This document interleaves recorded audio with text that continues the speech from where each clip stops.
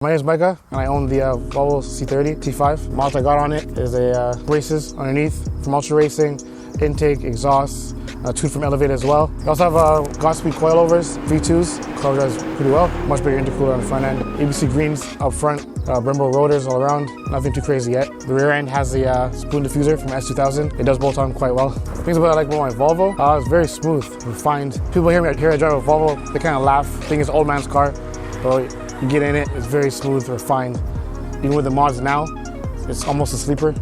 People look at it, look the other way, and then they hear it, they kind of think twice, hold on, something's up with this one, right? It is a heavy car, but for cornering, it's a lot of fun. You can hold left turns almost at regular speed, brakes good, chassis is great. I couldn't say I chose it, I came across it, and I kind of an impulse buy. Saw the front end of it, thought it was really aggressive looking. So I went down, jumped in it. Saw the back, I was a bit like, I wasn't too sure if I liked it. But as soon as I drove it, I just felt like once you get a Volvo, can't go back to anything else. Never thought I would own one, never planned it. It just showed up and I took a chance on it. I enjoyed it thoroughly. Every day is a challenge, but it's a great drive. It was like every penny of it. What got me into cars from the beginning is my dad. He loved Volkswagen Jettas. So I rode around as a kid in a Jetta. That was my first car. It was an old 92 Jetta. It was burning oil. It was always flooding on me. So I said, spend the money, put an engine swap, put a 1.8T. And since then I love turbos. And yeah, every day I went with mod stuff from picking my idea to mod it. And then grew older, used to be more reliable for a daily driver, picked the Volvo up and planned to make it a daily car like everyone else would. Then you slowly put mods on it. Slowly, day by day, you do it. Originally in high school, I would do carpentry. To grade 12 and last changed my mind. I was like, I like cars better. So I pursued it. I love it. Became a mechanic, went to school and everything. And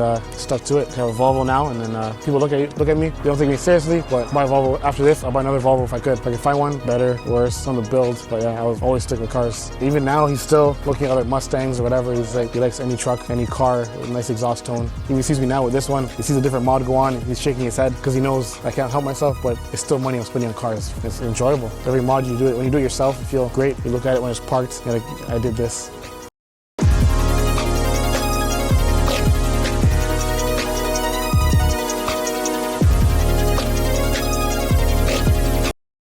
How's it going, everybody? Today we're in a 2007 Volvo C30.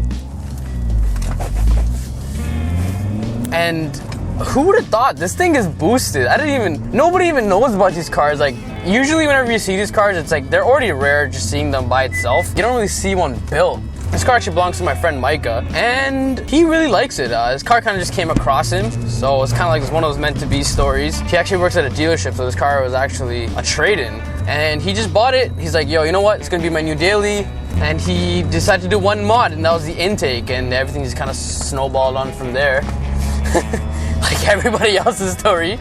But yeah, like this car's set up really nicely. Nothing crazy, just a few bolt-ons. Has a tune as well, which really woke up the car. And this has like a medium-sized turbo, so right around $3,000, you're pretty much in a freight train. I'm gonna show you that right now. Holy shit! The sounds that this car makes, holy! Like the 5-cylinder is a very unorthodox engine. Like it's kind of like a, from the outside it sounds like a 4-cylinder turbo, kind of like a Focus ST. But on the inside, it sounds like a V6, like a slightly modified V6. It's a weird cross. It's a 5-cylinder pretty much. And then on top of that amazing 5-cylinder sound, you get the boost, all the boost noises, which is really nice.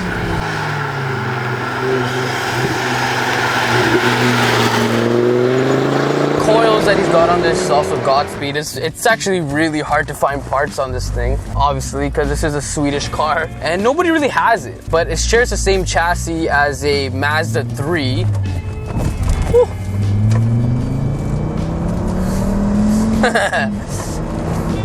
So yeah, so it shares the same chassis as a Mazda 3. So these coils are actually from a Mazda 3. They are Godspeed coils. And you can't really go with cheap coils with this. Micah actually used to have Neo Motorsports, which I personally think are literally the worst coilovers ever. And he thinks that as well, because they actually blew on him twice. So he used to have Neo Motorsports and he got rid of them. And he got Godspeeds. And Godspeeds, I don't know if they have like a crazy rep, but you know what? They feel really nice. They're on the softest setting right now. And feels like an OEM sport suspension. It's stiff. It's not too stiff. It's like a coilover stiff, right? And a coilover stiff on the softest setting is pretty much, it's like a sport suspension. It's like springs.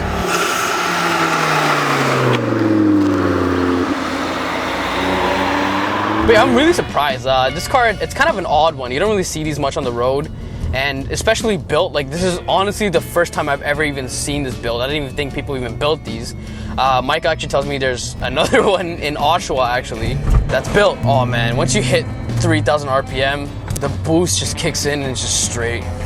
I love the shifter. The shifter's actually custom made. It's from a beer tap, and it actually works well. Like the shifter feel, it's nice. Like it's really hard to miss a gear in this. Although I did miss a gear, but that's mainly because the throws are super long because of this big ass shifter. And Volvos are kind of weird cars. It's like a very tight niche community that owns Volvos, you know, like they're kind of designed for like a certain type of person, and like they're like the kind of people that want to be different. The interior is also really simple as well. It's simple, but at the same time there's like a bunch of buttons. There's like I think it has like a phone built into it because there's like a bunch of numbers all over here. But yeah, it's a really nice, calm interior, and I can really tell that this is from a Mazda 3 chassis because it does feel like I'm in a Mazda 3. The steering wheel and the gauges are the only thing that remind me that I'm in a Volvo. It's a nice steering wheel. Like honestly, like it's very clean design. And just if you looked at it from the outside, guys, there's no way you can tell that this has really nice bolstering, you know?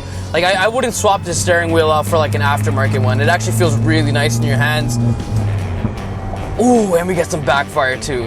Steering feel actually feels really nice as well. So this is actually an electronic steering, but it's also hydraulic as well. It's a hydraulic steering, but that's electronically assisted pretty much. And it gives a lot of feedback. Feels really nice in your hands, especially when you're turning. You really feel what's on the road. So it's quite sporty. Exhaust setup is also really nice. He's got some high flow cats on this, which pretty much means he doesn't have cats. And I think it's a muffler delete. I'm not too sure, but it's a very quiet, subtle car. But once you do get on it, you really hear that 5-cylinder wake up, and you hear a lot of turbo noises. Definitely what would wake up those turbo noises would be a catless downpipe.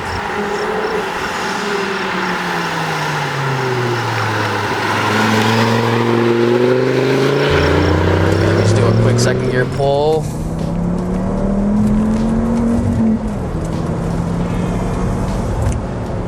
It's so smooth the way it picks up. Once again, it is a European car, so they're kind of made like that because of the autobahn and all of that. You want to be able to go at high speeds without all the shake and the drama and stuff, right? Because like in Europe they go fast because Europe, bro, it's the best, bro. Turning's really nice. He's got some Nankangs, which are cheap Chinese tires, and they're holding up.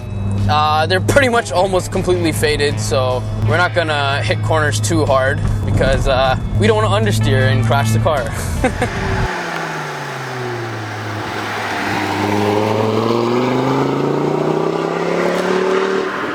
It's a very enjoyable power band, you know. Most of the power is in the middle. You just want to keep the revs around 3,000 to 6,000 RPMs, and the car will pretty much take you. It'll be weird. Like I can't imagine pulling up to a car like this and getting slapped by it, because this thing will slap you. Like this thing is properly quick, 80, 100, and I'm like 70% on throttle. This one's actually a 6th gear as well.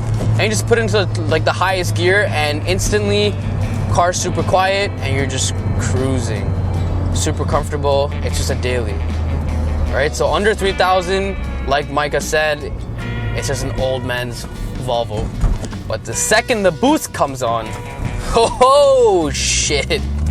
Yeah, you better look around for cops because you're gonna go fast, my friend. Also like the trunk setup Micah's got in this, super clean, got the hardwood in there. At first I thought he was on bags because it's like a trunk setup like that you would put on bags, but nope, it's on coils. It's just a clean design. The wheels he's chosen for this, and they're actually Volvo wheels. I like how he kept it OEM. It's not from this Volvo, obviously. It's from a different Volvo. I forgot which Volvo it was exactly, but the fact that he went for the whole OEM Plus look, I really like, because I like OEM Plus, because it's very subtle and it looks nice and it gives like a really nice clean appeal. Seating position. Seating position is surprisingly, it's low. I think it's pretty low because the windowsill sits pretty high. You know, I feel like I'm in a sports car. Who would have thought? Woo! Listen to that sound. Oh my God. Okay, I gotta slow down. the seats, they feel very GTI-ish. It's comfortable, but it has a little bit of bolstering, so when you do hit corners, you're not really moving around too much. You're pretty planted in here. But yeah, it's nice. You know, you got a sunroof, you got power, everything. It's a nice little daily that you can pretty much drive softly, and then you can reveal the boost when somebody wants to rev their motor at you, and you can show them what a Volvo can do.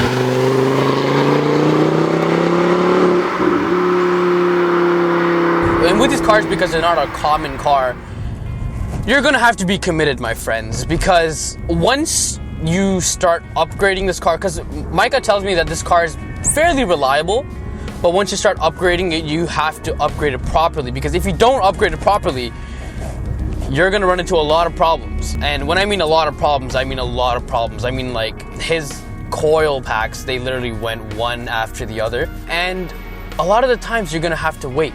And I'm gonna have to stop what I was saying right now, because we're at a straightaway right now, and I'm gonna fucking 60, 100.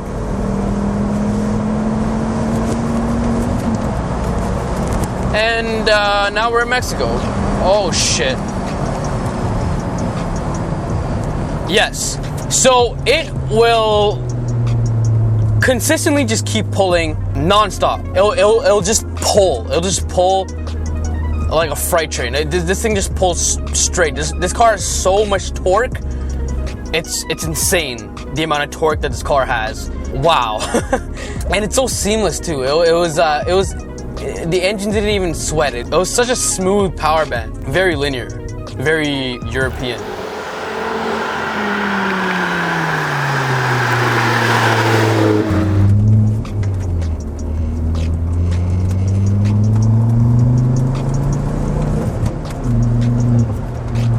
And you get a little bit of, I don't know what it is. It kind of sounds like a DSG fart, honestly. Every time I let go of the gas, you get a little burp. It's a nice car. I would definitely recommend this car to people, but the only thing that will be holding me back is the fact that it's pretty rare, and getting parts for it is just ridiculous. And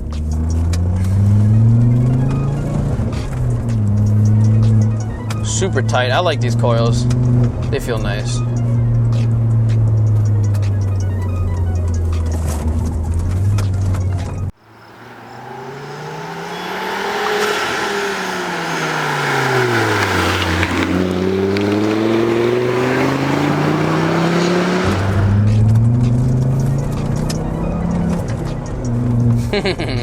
Like I said, a lot of these parts you're not going to be able to find anywhere. You're going to have to go through a Volvo dealership, so you're going to have to deal with dealership prices. Surprisingly, they're not that expensive, but it's just the fact that you have to commit to the car, and there's a lot of looking around and phone calls and patience. A lot of waiting with this car. And yeah, it's a good car. It's a good car, but you just have to be committed. That's just the thing with having a build that's not common. But a lot of people, they don't really know what this car is at all. Like, they're just like, hey, what is this? Like, looks like an alien. I think it looks really nice. It's a very different design. I really like the hatch in the back. The entire hatch piece itself is all glass. It's literally one big window. And obviously, because of that, you're gonna get amazing rear visibility. It pretty much almost goes to the ground in a sense, right? The motor on this car is just amazing. Also, the clutch on this was super easy. The clutch pedal is so small, but it's a light clutch. You can daily it. It grabs in the middle and it feels very natural. You know, like it's not like those clutches where you kind of have to feel it out. Like, you just kind of get in and go sort of thing. You know, it's a very nice clutch. A lot of bumps on this part of the road, and it's soaking it up really nicely. And you want to do that with your suspension, with your coils.